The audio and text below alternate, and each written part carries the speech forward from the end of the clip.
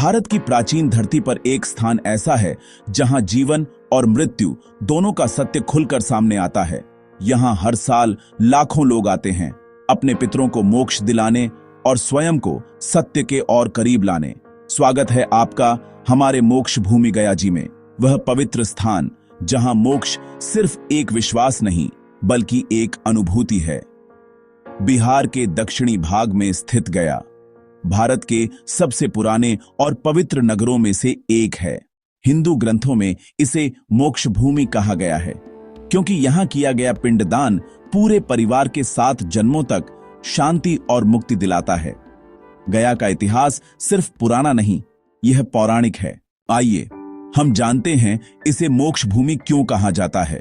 कहा जाता है कि एक बार पृथ्वी पर एक अत्यंत शक्तिशाली दानव का जन्म हुआ, गयासुर। वह इतना पवित्र, इतना तपस्वी था कि उसकी छाया से ही लोग पाप मुक्त हो जाते थे।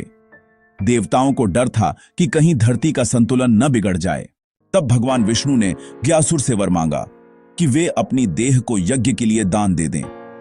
गयासुर मान गए और जहां भगवान विष्णु ने उनके शरीर पर पांव रखा, वही स्थान आज विष्णुपद मंदिर कहलाता है। विष्णुपद मंदिर गया का हृदय है। अपने काले ग्रेनाइट पत्थरों पर यह मंदिर समय की चोटों को झेलते हुए आज भी उतना ही भव्य खड़ा है।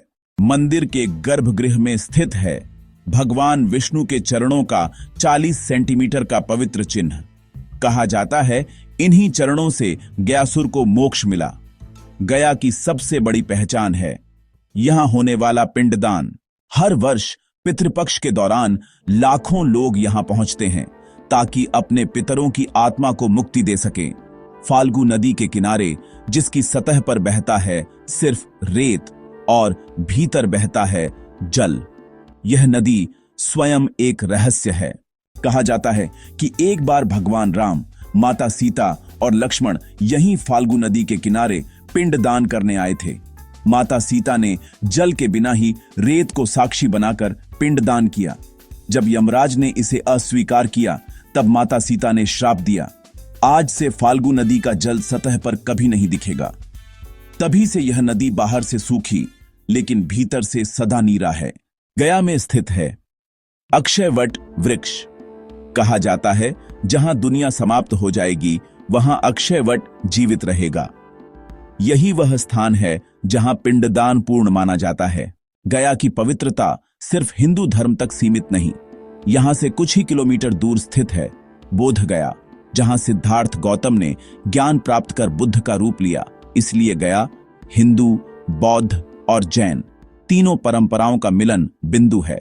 गया पहुंचाना आसान है। गया जी आने के लिए आप फ्लाइट से सीधे गया एयरपोर्ट भी आ सकते हैं। गया जंक्शन पूर्वी भारत का प्रमुख रेलवे हब है। यहां आप भारत के किसी भी रेलवे स्टेशन से ट्रेन लेकर आ सकते हो। पटना से गया आप सिर्फ 3 घंटे में यहां पहुंच सकते हैं। यह जगह सिर्फ एक यात्रा नहीं, एक अनुभव है। गया जी हमें सिखाता है कि मृत्यु अंत नहीं, एक नई शुरुआत है।